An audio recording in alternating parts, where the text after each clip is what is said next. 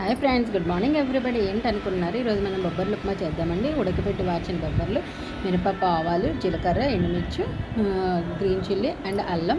Next ఆ వడగట్టి వాచిన నీళ్ళు పారిపోతుందండి ఆ వాటరు. నెక్స్ట్ బియ్యం నూక. ఫస్ట్ కుక్కర్ పెట్టి ఆయిల్ మరిగిన తర్వాత ఫస్ట్ జీలకర్ర, అల్లం వేసేసి బాగా వేగిన తర్వాత మినపప్పు, ఆవాలు, రెడ్ చిల్లీ, గ్రీన్ చిల్లీ అన్నీ వేసి బాగా వేగిన తర్వాత మనం ఇందాక వడగట్టి వాచిన నీళ్ళు ఉన్నాయి కదా, అదొక గ్లాసు, ఇంకో గ్లాసు మామూలు వాటర్, అంటే 1కి 2 అండి. సో ఆ వాటర్ వేసేసి ఈ బొబ్బర్లు కూడా అందులో వేసి సాల్ట్ అడ్జస్ట్ చేసుకొని వేసేసి అవి బాగా మరిగిన తర్వాత మనం తీసుకున్న నూక అనేది అందులో వేసేసి కొంచెం ఆయిల్ వేసి కలిపేసి కుక్కర్ మూత పెట్టిన తర్వాత 4 విజిల్స్ వచ్చిన తర్వాత మనం కుక్కర్ అనేది 4 విజిల్స్ వచ్చిన తర్వాత స్టవ్ ఆఫ్ చేసేసుకోవాలండి.